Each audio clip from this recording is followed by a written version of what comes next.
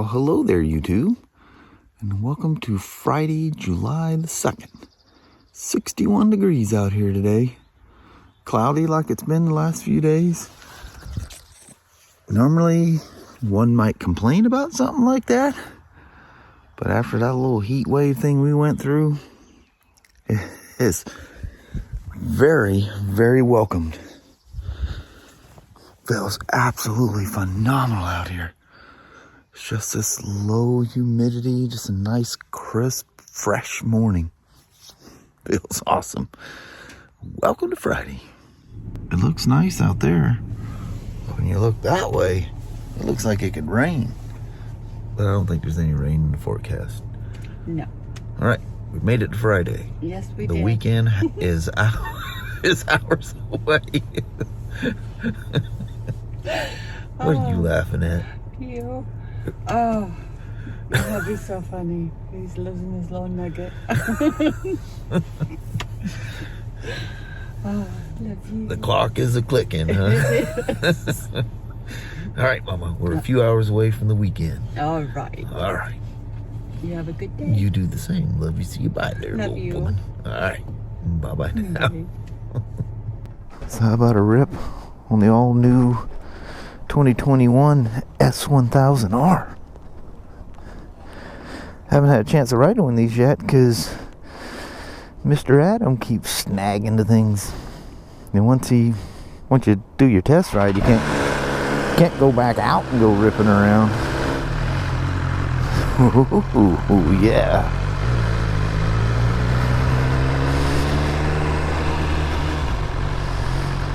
Yeah, that's nice. Nice sport bike stance.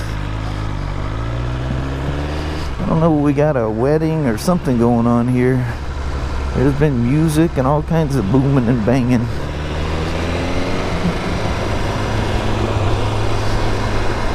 Oh yeah, it feels so good. Not only to sit down, but have my feet back like that. I absolutely love the stance of not a super sport. I do love that. It's just, I don't know, it's a little aggressive for me. I'll leave that up. We'll see how long we can. The shield is so loud to take up and down. I hate moving it. This thing feels like it weighs about 150 pounds. When you're talking about literally a powerful motor with 2 wheels and a set of handlebars, this is it in a nutshell. Ooh, technically I ran that thing. So I went in and got there at work, and from there a couple minutes and I go, well, you know, long drive to work, I need to go visit the little boy's room, you know. Matthew's not there today, so it's just me downstairs. Half the store's on vacation, it seems like. So there's only one person in shipping and receiving and myself downstairs. So I come walking out from in the back room there, and there's 2 police bikes and 2 police officers are standing there, and I'm going, uh-oh, that ain't good. Well, for whatever reason, both of those bikes, they were in at 2 different times. I mean, he did everything great, everything's perfect. It's just he forgot to reset the service lights on them.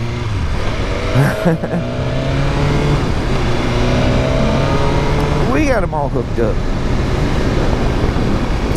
And I asked him, I said, you guys weren't out riding this past weekend, were you? And he goes, yeah. And what was really bad, we were down in Eugene. He goes, yeah, we seen 114, 115 on the BMWs. I'm like, seriously? You guys out riding in that? He goes, dude, we got full gear on. Just like you see us standing here, you know, they got their vest. And I'm like, man, you are much man.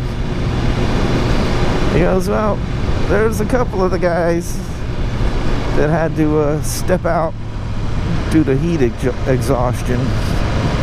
He goes, so we didn't all survive. I'm like, man, good God, seriously?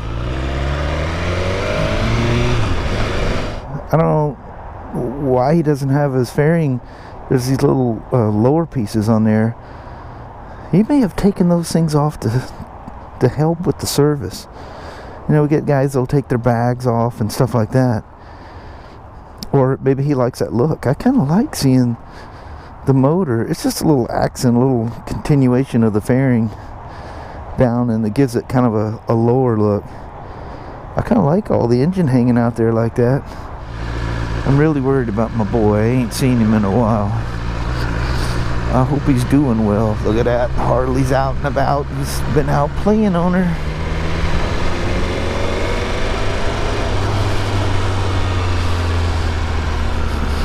That's such a nice Harley. That's a pre-Project Rushmore model as well.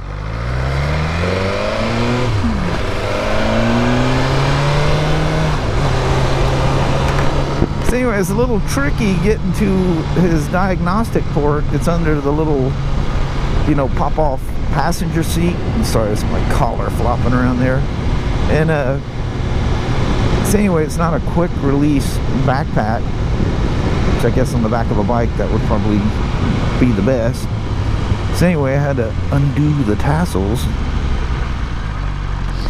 and then part of it has a strap that goes under the seat as well as the 4 tie-down points. So I'm going through the check sheet, you know, I always go through and just catch just in case you forget something. Lo and behold, I forgot something. At 600 miles, you deactivate the speed limiter on this thing. It has like a 9,000 RPM rev limiter for the first 600 miles. Well, when you do the first service, which is the running in service, as they call it, you deactivate it. I go to check that box. Guess what I did not do? So I was so proud of myself. I got that backpack restrained back down in there in a very nice looking way. It was all nice and clean and neat. Had to take it all out to get to the diagnostic port under the seat again. Went back in, hooked everything back up. That old icon of ours is getting long in the tooth, and it's really slow to connect to the bikes, especially the newer bikes. And it takes forever. It's like 3 or 4 minutes just for it to connect. And normally you just go boom, shoot, you're in. You do whatever you need to do on the computer.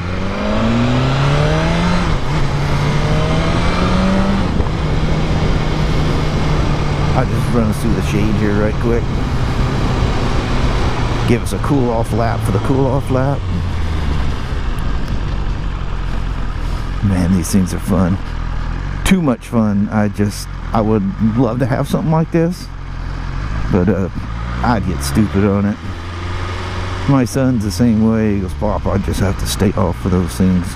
He goes, you don't even know half the stuff I did on those sport bikes I had. I said, well, son, one of these days you and I'll have to swap I survived it stories. He goes, yeah, it's just best for me to stay off of them. And I go, you know what, son? Your old man's the same way. I'm good for a little bit, and then next thing you know, you just get stupid. You live on motorcycles and you feel the ones that can do amazing stuff, and you tend to try it out after a while. But you're all good, you know better and all that stuff, and then eventually you just lose your mind. Or you end up doing stuff that you come back and going, dude, I'm gonna kill myself on this thing. I need to stop riding it. You're either gonna lose your license or lose yourself, you know. It's not gonna end well. Oh. I always like to shut them off when the fan's still cycling, but I keep forgetting about that thing. Good thing I got it restrained good. Alright. I didn't do a walk around out there, did I? Or did I? Yeah, I did. Sorta. Look how cool that thing looks. Alright, things have come along for the rib. Getting out a little late today. It's my fault. Got the air conditioners blasting. It's 88 degrees in the truck is, or the car is hotter than that. All right, let's head home. I'm gonna start our weekend. Sounds good. The vents are probably blowing the mics on the camera anyway. Oh, probably. All right. Check it out. We got the new micro switch. We ordered 3 of them, 2 for stock, and 1 to replace the one I stole out of this one. She clicks in that little slot, put the cover back on, and she's now a functioning spider once again. Also, the air conditioner that I ordered showed up. That thing's 85 pounds, 84 or something. Holy moly, that thing was heavy. Oh, I might as well show you this right quick too. I came out here and tinkered a little on my own here. Actually, I just come out looking at it, and next thing you know, I got the other turn signal on, and I got the rear turn signals on. Look how small them things are. And them other ones stuck out about this far, big old bulbous things. I can't show you what they look like now because it would throw codes. There's where the purge valve is on this one. You remember where it was up front on the Himalayans. And then the plug, I don't have to cut the wires. The plug just clicks right into this. And then this has like a nipple that basically goes into the airbox. And there's a cap to cap that off. And there's your AIS air induction system hoses. And there's where your reed block assemblies are. And those just get capped off. Pretty straightforward on this one. And then this is where the booster plug plugs in. There's literally, it doesn't do anything wrong. I don't even know why I'm wasting the money on it, but I figured it worked so good on the Himalayans. Why not? There's a little cap. Could you remove the little purge valve thing? And there's the deal with the little resistor or whatever, and it's very nicely sealed off. So that just plugs in. And there's your 2 caps. You guys know what a booster plug looks like. Cool stuff. This is all the stuff that's going to get removed. The purge valve, the hose, and all the workings to the reed valve things there. AIS delete. Well, I'm going to drag this thing out right quick. See what she looks like. Good Lord. That thing's a whole lot bigger. A whole lot bigger than I thought it was going to be. Dang. I guess that's why it's so heavy. This is just a 12,000 BTU. I was actually looking at the 14,000, but it was out of stock at the time. Everything's nicely packaged. Everything's safe. Made the trip from wherever it came from. Everything you need to get it going is there. Well, the important thing that I like about this is the fact that it's a dehumidifier as well, which I noticed in this heat. And I've never, in the 14 years we've lived here, never had humidity issues here. But I mean, you could feel I come out here with my Kestrel and it tells me the humidity, and it was high in here. That is not a good thing when you have motorcycles in here. So I can run it as an air conditioner or a dryer. That thing is amazingly quiet. The hose could be a little bit longer. I'd like to have it farther out. But the way it pops into the adapters, it'd be fairly universal. And I need to attach that hose thing down there too to let it. It has a tank, and I guess it'll attempt to exhaust as much moisture as it can. But in case it's really high, I want it to tinkle out into a pan or bucket or something. That's pretty cool. Can't believe how quiet that thing is. That's awesome. Cool. I'm pumped. So I went ahead and put the AIS delete, and there's the caps. There's the original covers, the reed valve, purge valve, little grommet you take out. The bolts get replaced, and there's the hose. It was so simple that it would almost be like humiliating just to show you how easy this was. I mean, just the 2 screws, the purge valve comes out, pull the rubber plug out. You can pop the hose off the reed valve, little T-bar there, pop that out, and the hose comes out, put the caps on, you're done. I mean, literally a 5-minute job once you have the tank and everything off. Well, that took literally about 5. It took me more time to put zip ties on things. So I didn't even release the harness. There's enough room to do the interrupt. I just tied that to it, and I just put the temperature sensor, so it'll just draw in whatever the airbox is drawing in, it'll pick up. There's, you'll have the side cover and stuff on there, so hopefully not too much engine heat will go back there.